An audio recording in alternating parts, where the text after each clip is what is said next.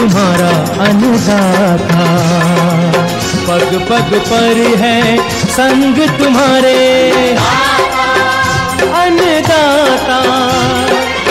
लहू किसानों का बन के पसीना सींचता है धरती का सीना।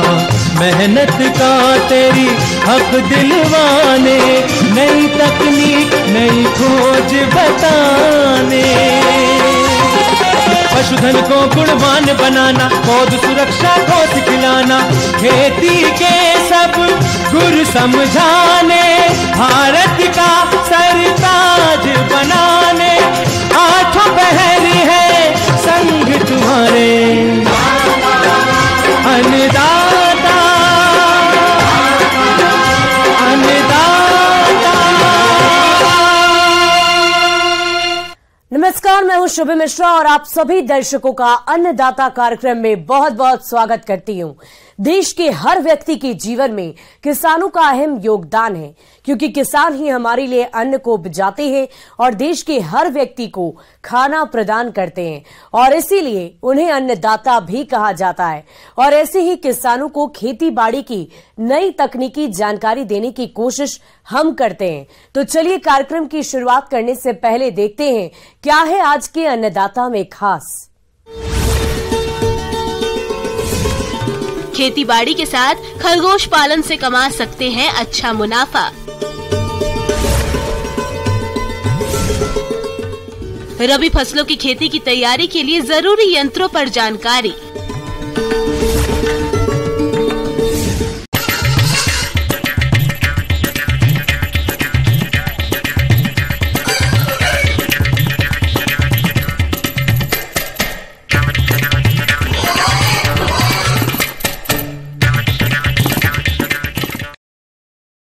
आज भारत में खरगोश पालन के प्रति किसानों का रुझान तेजी से बढ़ रहा है।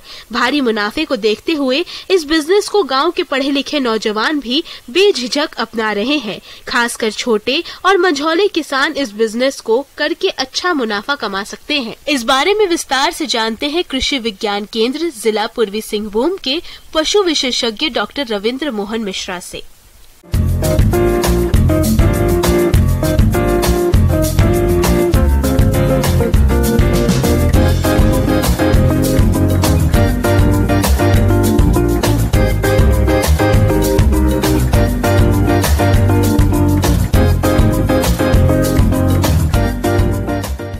किसान भाइयों नमस्कार। पशुपालन में खरगोश पालन एक नया तो नहीं कहेंगे, एक पुराना विषय है, लेकिन यह एक ऐसा विषय है जब किसान इसको अपनाते हैं तो काफ़ी लाभ प्राप्त कर सकते हैं। हम अपने घर में, हम अपने घर के पिछवाड़े में या हम अपने बड़े फार्म में भी इसका पालन कर सकते हैं। खरगोश चूँकि बहुत ही प्यारा पशु है और इसको मुख्यतः मांस के लिए एवं इसको ऊन के लिए, रेशे के लिए और चमड़े के लिए पाला जाता है। अब प्रजातियों की अगर बात करें तो प्रजातियां ऐसी आप रखेंगे जो आपको बाजार में मूल्य दें और उसको बेचने में आसानी हो। आमतौर पर खरगोश की दो प्रकार की नस्लें होती हैं। पहली मांस उत्पादन के लिए, दूसरी ऊन उत्पादन के लिए। मांस वाली प्रमुख नस्लों में है जैसे New Zealand white, Soviet chinchilla, black giant, grey giant इत्यादि प्रमुख हैं। खरगोश पालन के लिए स्थान का चुनाव जलवायु, खरगोशों की संख्या और उपलब्ध सुविधा आदि के अनुसार करना चाहिए। स्थान का अधिकतम तापमान 15 से 20 डिग्री सेल्सियस के मध्य होना चाहिए। खरगोश पालन के लिए ऐसे स्थान का चुनाव करें जहां रोशनी की अच्छी व्यवस्था हो। खरगोश पालन के विभिन्न पहलू पे अगर हम लोग बात करें तो एक सबसे इम्पॉर्टेंट है नस्ल का चयन। आप उन्नत नस्ल का चयन करेंगे। दूसरा जो इसका बिंदु है इसके आहार प्रबंधन पे। आहार प्रबंधन में आप किचन वेस्ट, वेजिटेबल्स अगर आप खेती करते हैं तो वेजिटेबल वेस्ट, साग सब्जियों का जो बाई प्रोडक्ट है या जो वेस्टेज है उसका हम लोग इसमें शामिल कर सकते हैं।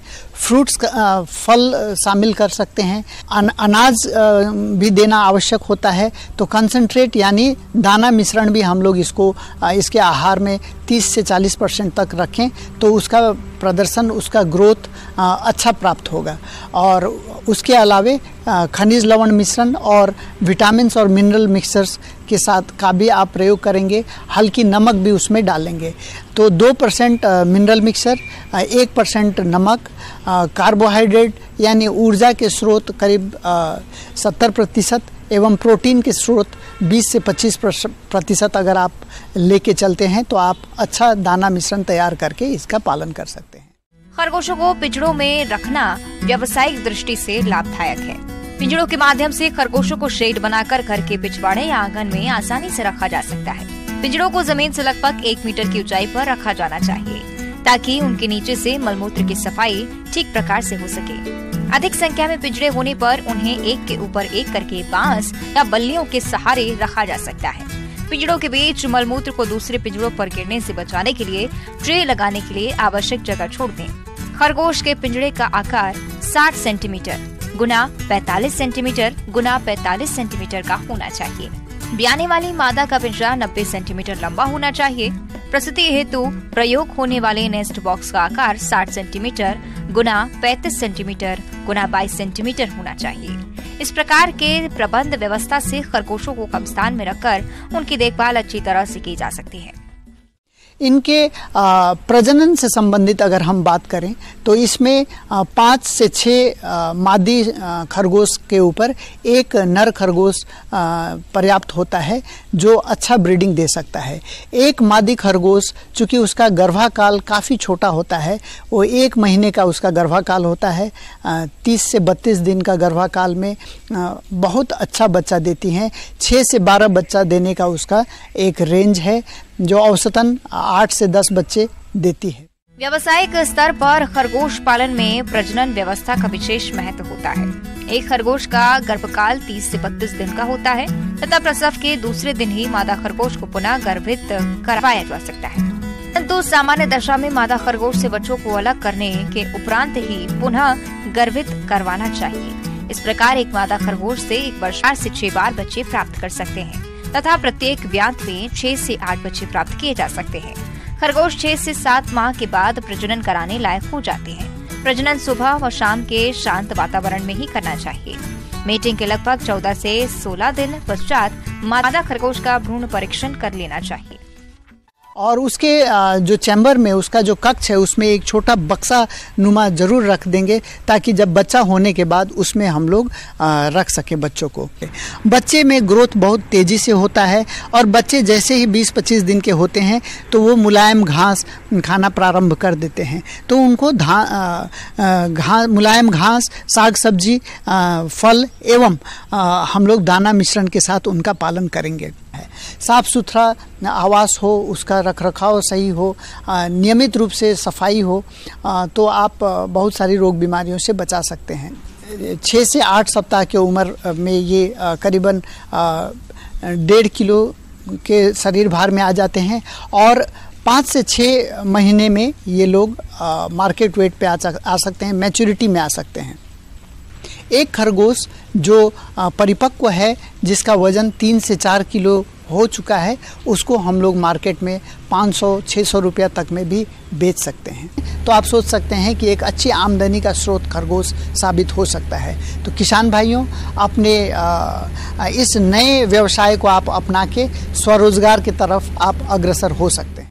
किसान भाइयों, अब लेते हैं एक छोटा सा ब्रेक।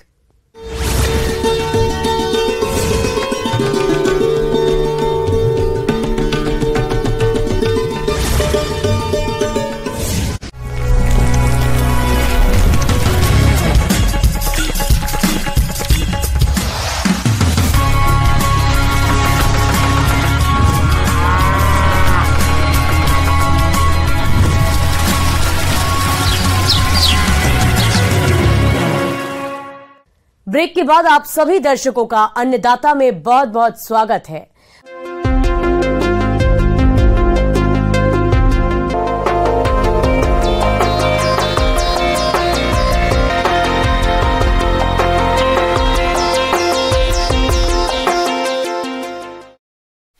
नई और उन्नत तकनीक से किसानों ने फसलों की पैदावार में वृद्धि देखी है। जहां पहले के समय में किसान हल और बैलों से खेती करते थे, वहीं आज के समय में किसान कृषि यंत्रों के इस्तेमाल से अपना समय बचाने के साथ साथ मुनाफा भी कमा रहे हैं। तो चलिए आज हम इन्हीं आधुनिक कृषि यंत्रों के बारे में विस्तार से जानते हैं कृषि विज्ञान केंद्र जिला मुजफ्फरपुर की कृषि इंजीनियर निधि कुमारी से।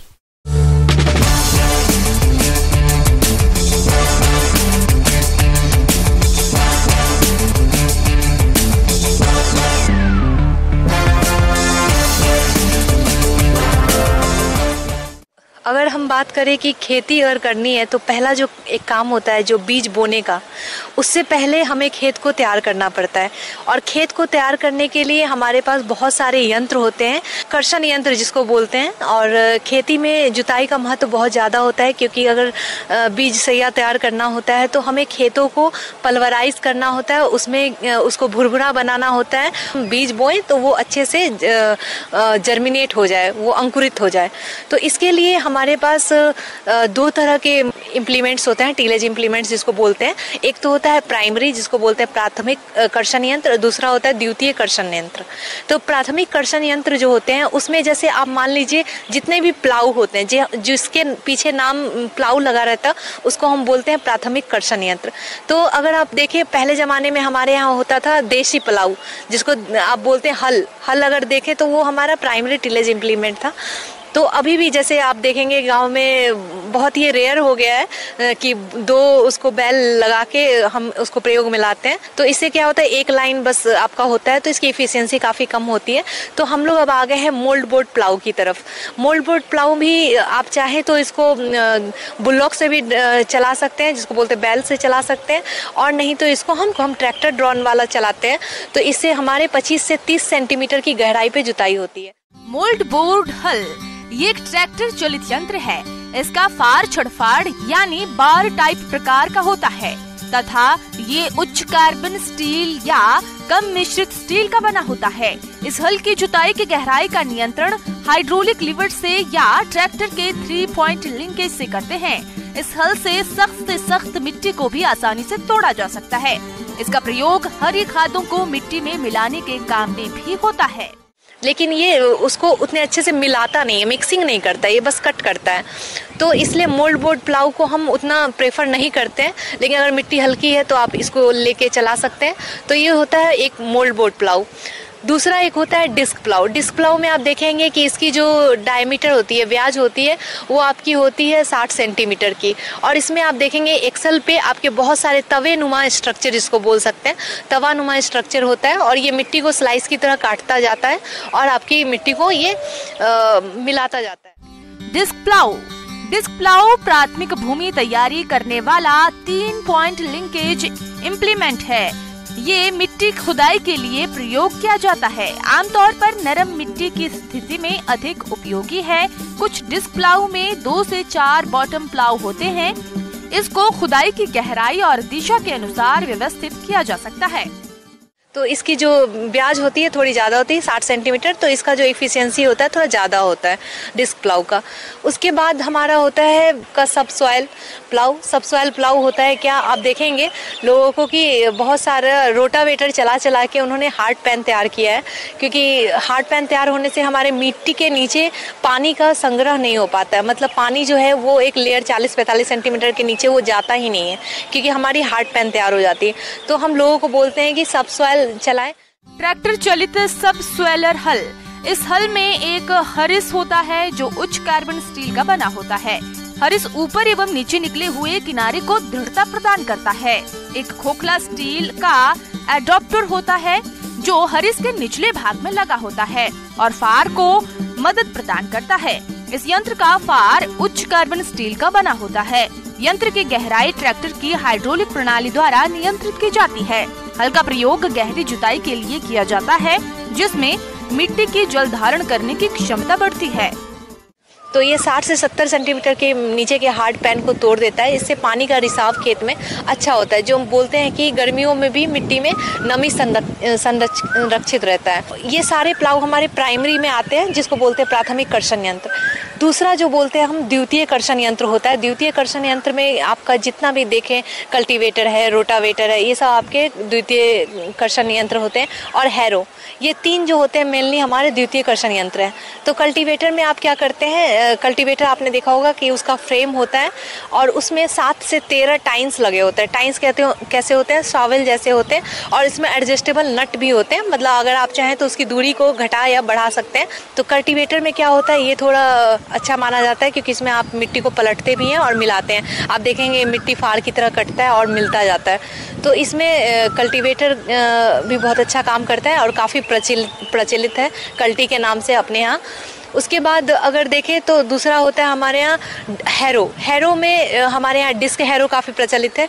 जैसे मान लीजिए जहाँ पे खरपतवार की समस्या खेतों में ज़्यादा होती है और मिट्टी भी थोड़ी कठोर होती है, लेकिन पथरीला नहीं होना चाहिए, मिट्टी कठोर अगर है तो आप हैरो चला सकते हैं। हैरो में क्या होता है, 2 एक्सेल होते हैं, ये तवानुमा स्ट्रक्चर होता है, जैसे डिस्क प्लाऊ आपने देखा होगा वैसे ही तवानुमा होता है, लेकिन ये 2 ऑफसेट में आते हैं, मतलब 2 एक्सेल पे 2 डिस्क लगे रहते हैं, नंबर ऑफ डिस्क लगे रहते हैं। तो इससे क्या होता है, मिट्टी कटती भी है स्लाइस की तरह 40 से 45 सेंटीमीटर गहरी, और उसको मिलाती भी है। और खरपतवार या जो भी स्टबल भी अगर खेत में, जिसको बोलते हैं पुआल अगर रह गया या डंठल छूट गया है, तो वो भी मिक्सिंग करता हुआ वो खेत में जाता है। तो इससे काफ़ी मिट्टी भुरभुरी होती है और इससे आपका खेतों में मल्च भी मतलब मिल जाता है, स्टबल भी मिल जाता है। उसके अलावा बात करें तो रोटावेटर है हमारे पास। रोटावेटर में क्या होता है कि मिट्टी भुरभुरी भी होती है और वो साथ साथ वो प्राइमरी और सेकेंडरी टिलेज दोनों ही साथ में अच्छे से करती है। लेकिन रोटावेटर हम ज़्यादा रिकमेंड नहीं करते क्योंकि हार्ड पैन बहुत जल्दी तैयार होता है रोटावेटर में। इस प्रकार यंत्रों के उपयोग से उपज में 30% तक की वृद्धि हो सकती है। साथ ही खेत में जल धारण क्षमता बढ़ जाती है। वहीं मिट्टी की गहरी जुताई के साथ साथ मिट्टी का उपजाऊपन भी बढ़ता है और खरपतवार उन्मूलन तथा कीड़े मकोड़े का घर नष्ट हो जाता है। इन यंत्रों को प्रयोग करने से कृषि कार्य कम समय और कम लागत में हो जाता है। तो ये भी एक बहुत अच्छी विधि है, लेकिन हमें जो भी अगर टिलेज इम्प्लीमेंट चलाना है तो हमें ये ध्यान रखना होता है कि खेतों में कंकड़ पत्थर, जैसे बड़े बड़े बोल्डर्स हैं, पत्थर है, ये सब नहीं होना चाहिए खेत में। अगर है तो आप इसको परिष्करण कर लें, उसके बाद आप अपने टिलेज इम्प्लीमेंट को चलाएं। दूसरी बात ये होती है कि अगर आप किसी भी प्रकार से कोई भी मशीन अगर प्रयोग में लाते हैं तो उसका रख रखाव बहुत ही ज़रूरी है। आप इसको अगर गीली मिट्टी अगर लगी है तो इसको आप हटाएं, इसको सुखाएं, हटाने के बाद इसको ग्रीसिंग करें, जहाँ जहाँ नट बोल्ट्स हैं वहाँ पे बियरिंग है उसको आप ग्रीसिंग करें। उसके बाद अगर आप बात कर लें कि अगर अनुदान राशि दे है कि नहीं, तो बिहार सरकार ने भी भारत सरकार ने काफ़ी अनुदान राशि की भी बात कही है, जिसमें कि आपको 40 से 70% तक की अनुदान राशि मिलती है। तो आप इसका लाभ उठा सकते हैं और ये काफ़ी बढ़िया है, आप कृषि यांत्रिकरण को अपना सकते हैं। धन्यवाद। आगे और भी है खेती बाड़ी से जुड़ी हुई बहुत सी रोचक जानकारियां। यहां रुकेंगे एक और छोटे से ब्रेक के लिए।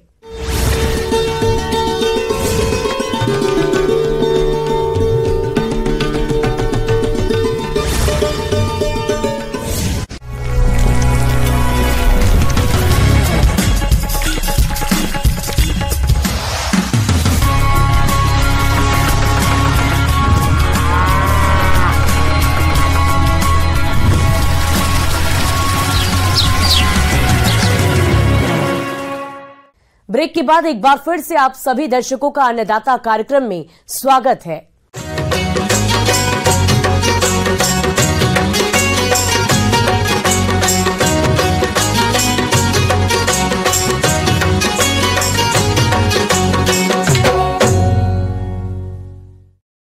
किसान गाजर की खेती से अच्छी आमदनी कमा सकते हैं। इसकी अलग अलग किस्में भी हैं, जिनकी खेती सितंबर से लेकर नवंबर के महीने तक की जा सकती है।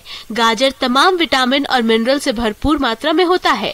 यही कारण है कि पैदावार बाजार में आते ही हाथों हाथ बिक जाती है। अगर आप भी गाजर की खेती करने जा रहे हैं तो किन किन बातों पर खास ध्यान दें, इसके लिए देखिए हमारी एक खास रिपोर्ट।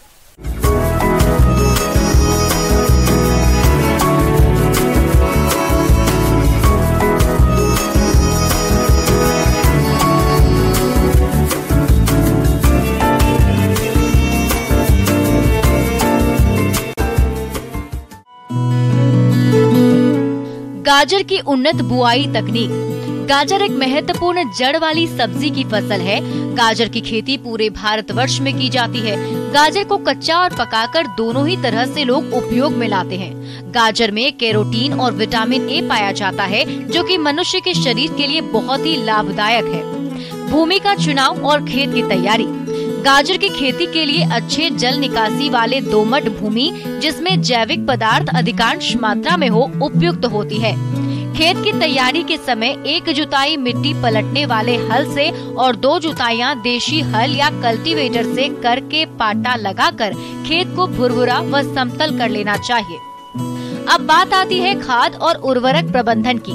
तो 20 टन सड़ी हुई गोबर की खाद और 40 किलोग्राम यूरिया, 130 किलोग्राम DAP और 40 किलोग्राम MOP का आप प्रति हेक्टर की दर से बुआई के समय प्रयोग करें और शेष बची यूरिया की 70 किलोग्राम मात्रा का प्रयोग आप 30 से 35 दिन की खड़ी फसल में करें, जिससे आपके फसल की बढ़वार अच्छी होगी।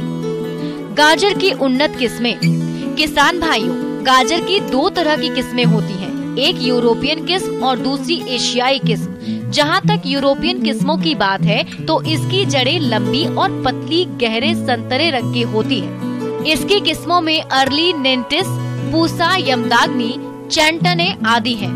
इसकी औसत उपज 200 से 250 क्विंटल प्रति हेक्टर है। और एशियाई किस्मों में पूसा मेघाली, गाजर नंबर 29, पूसा केसर, पूसा वृष्टि, पंजाब ब्लैक ब्यूटी, PC 161 प्रमुख है। इनकी औसत उपज 250 से 300 क्विंटल प्रति हेक्टर है। जहां तक बीज दर की बात है तो 1 हेक्टर क्षेत्र के लिए 6 से 8 किलोग्राम बीज की आवश्यकता पड़ती है। किसान भाइयों, बीजों को हमेशा किसी विश्वसनीय और प्रमाणित संस्था से ही खरीदें। फसल को रोगों से बचाने के लिए कार्बेंडाजिम 2.5 ग्राम दवा से प्रति किलोग्राम बीजों को उपचारित कर लें। उसके बाद ही बीजों की बुआई करें। गाजर की बुआई विधि और दूरी। गाजर की एशियाई किस्मों की बुआई अगस्त से अक्टूबर तक और यूरोपियन किस्मों की बुआई अक्टूबर से नवंबर तक की जाती है। किसान भाइयों, बीजों की बुआई मेड़ों पर करें, जिसमें लाइन से लाइन 30 सेंटीमीटर और पौध से पौध 6 से 10 सेंटीमीटर की दूरी रखते हुए हाथों से बीजों की बुआई करें। इस प्रकार किसान भाइयों, आप इन सभी बातों को ध्यान में रखते हुए यदि गाजर की बुआई करते हैं तो आपको इसकी फसल से औसतन 2 से 250 क्विंटल प्रति हेक्टर उपज प्राप्ति होती है। किसान भाइयों, गाजर का औसत बाजार भाव कम से कम 7 से 8 रुपए प्रति किलोग्राम की दर से मिलता है, जिससे कुल आय लगभग 1,57,500 रुपए तक मिल सकती है, जिसमें लागत लगभग 55,000 रुपए के आसपास आएगी। तो इस तरह से आप प्रति हेक्टर क्षेत्र से 100 से 125 दिनों में 1,02,500 रुपए की शुद्ध आय ले सकते हैं। इस प्रकार किसान भाई गाजर की उन्नत खेती करके अच्छी आय कमा सकते हैं।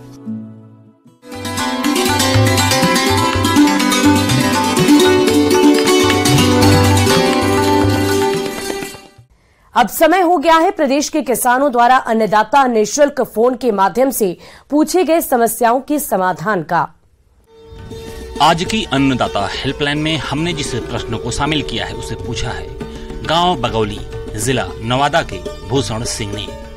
आपने अमरूद के बाग में उकठा रोग की रोकथाम के बारे में जानकारी चाहिए है, तो इसके लिए देखिए कार्यक्रम का यह अंश। तो अमरूद में सबसे पहले जो घातक बीमारी के रूप में आता है, किसान भाइयों जिससे चिंतित रहते हैं, वो है उकठा रोग। तो उकठा रोग को हम लोग मलानी रोग भी कहते हैं, सूखा रोग भी कहते हैं। उकठा रोग फ्यूजेरियम फंगस से फैलता है। यह भोजन के साथ पेड़ की जड़ों के अंदर प्रवेश कर जाता है और भोजन नलियों को जाम कर देता है, जिससे पेड़ के ऊपरी भाग तक भोजन नहीं पहुंच पाता और पेड़ सूख जाता है। अमरूद के उत्पादन में यह सबसे बड़ी समस्या है। इसमें शाखाएं ऊपर से सूखनी शुरू हो जाती है और पूरी सूख जाती है, बाद में पूरा पौधा सूख जाता है। यह रोग वर्षा ऋतु में सबसे अधिक देखा जाता है। उकठा रोग उन क्षेत्रों में भी अधिक होता है जहां जल भराव की समस्या लंबे समय तक बनी रहती है। तो इसके हम लोग चर्चा करेंगे। शुरुआत में क्या होता है, ये 2 तरह का उकठा लगता है। सूखने की प्रक्रिया 2 तरीके से होती है। एक तो हम लोग देखते हैं कभी कभी कि पूरा का पूरा पौधा सूख जाता है, जिसको हम लोग बोलते हैं कंप्लीट विल्टिंग, या जिसमें पूरा का पूरा पौधा ही पूरा मुरझा करके सूखने लगता है। एक इसमें आता है पार्शियल विल्टिंग, मतलब कि पूरे पेड़ में 2-4 शाखाएं आपकी सूखती हैं, इसको हम लोग कहते हैं पार्शियल विल्टिंग। जैसे ही विल्टिंग सूखा रोग आता है पौधे में, इसमें क्या होती है, ऊपर की ओर की पत्तियां धीरे धीरे झड़ करके गिरनी शुरू हो जाती हैं और पौधा कमज़ोर प्रतीत होता है। और कंप्लीट विल्टिंग में क्या होता है कि देखते देखते पूरा का पूरा पौधा मुरझा जाता है। और इसमें लक्षण के रूप में ये कहे कि इसमें जब पौधा सूखने लगता है तो फल जो है वो छोटे रह जाते हैं, बहुत कड़े हो जाते हैं और काले पड़ करके गिरने लगते हैं। दोनों का ही कारक फ्यूजेरियम है। चूँकि यह मृदा जनित रोग है, इसके निवारण हेतु हम लोग जो है जो भी रसायन या जैव जीवनाशी का प्रयोग करते हैं वो ज़मीन के इर्द गिर्द करते हैं। तो शुरुआत में हम लोगों को समेकित रोग प्रबंधन के तहत ही इस रोग का हम लोग मैनेजमेंट कर सकते हैं, प्रबंधन कर सकते हैं। पौधों में रोग लगने पर इसका कोई निदान नहीं है, लेकिन ट्राइकोडर्मा विरिडी को गोबर की खाद के साथ मिलाकर खेतों और पेड़ों की जड़ों में प्रयोग करने से इसका प्रकोप कम किया जा सकता है। आमतौर पर ट्राइकोडर्मा विरिडी की 5 किलोग्राम मात्रा को 40 से 50 किलोग्राम गोबर की खाद या वर्मी कंपोस्ट के साथ मिलाकर उसमें हल्का पानी सींचकर प्लास्टिक की बोरी से 10 से 15 घंटे तक ढक देते हैं और उसके बाद थैलों और पौधों की जड़ों के पास इस मिश्रण को डालते हैं। तो सबसे पहले मैं ये कहूँगा कि जो भी सैनिटेशन प्रैक्टिसेस है, साफ सफाई आप अपने बगीचे में निरंतर करते रहें। जो भी पत्ते गिरे हो उसको उठा करके इकट्ठा करके दूसरे जगह ले जा करके ज़मीन में गाड़ दे या जला दे।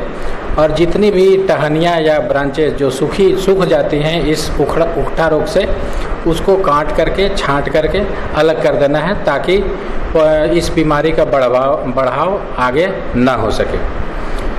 दूसरा ये करना है कि कार्बेंडाजिम नामक एक फफूंदीनाशी आती है मार्केट में, उसका 2 ग्राम प्रति लीटर पानी में घोल करके मिट्टी को भिगोना है जड़ के आसपास।